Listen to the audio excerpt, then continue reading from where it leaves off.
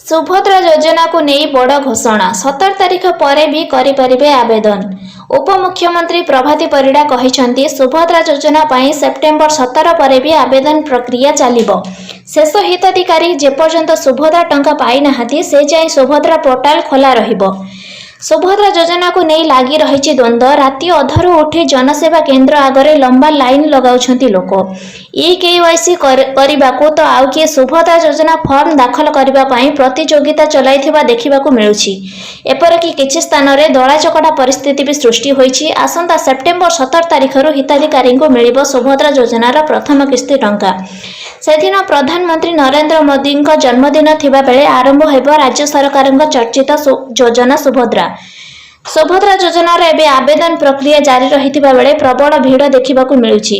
तेबे बड़ कथा हेउछि अनेक लोक भाबुछन्ति जदि सेप्टेम्बर 17 तारिख भितर सुभद्रा योजना पई आवेदन करा न जाय तेबे तापरे आ टंका मिलिबोनी। तेबे एहाकू नै लोकमाने द्वंद्वरे थिबा बेले स्पष्टीकरण रखिछन्ति उपमुख्यमंत्री प्रभाती परिड़ा।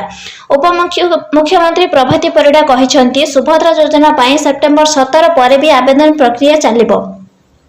शेष हिताधिकारी जेपर्यंत सुभद्रा टंका पाई नाहांती से जाए सुभद्रा पोर्टाल खोला रहिबो। सुभद्रा योजनार आवेदन करि पारिबे। राति अनिद्रा न रहिबाकू किंबा लंबा धाड़ी रे न रहिबाकू अनुरोध करिसथि उपमुख्यमंत्री प्रभाती परिड़ा। सुभद्रा समस्त पाखरे पहुंचब। सुभद्रा योजना को वर्तमान समय जो द्वंद्व उपजुची ताकू समाधान करिवार सुभद्रा रथ सहायक हेबो। गोटे नुआ योजना आरंभ हेले अनेक प्रकार दाबी और द्वंद्व सामना को आसे। सरकार एसबू को विचार करेंगे। जो मैंने अन्य वर्गर अच्छी अन्य योजना रे जोड़ी दिया। आधार कार्ड सहित फोन नंबर लिंक नहीं जो द्वंद्व रही प्रतिक्रिया रखिंट प्रभाती परिड़ा। से कहते नुआ योजना एते कम दिन भितर आरंभ होईछि। डिजिटल उपर निर्भर करुछे आमे। केउठी सर्भर डाउन रहिबो, केउठी नेटवर्क समस्या रहिबो, आउ केउठी टिके द्वंद्व उपजिबो। प्रभाती परिड़ा कहछन्ती विरोधी माने टिके द्वंद्व सृष्टि करिबा पई चेष्टा करिवे। सबु द्वंद्वर समाधान हेबो। ओडिसार महिला सबु विरोधी को जवाब देबे।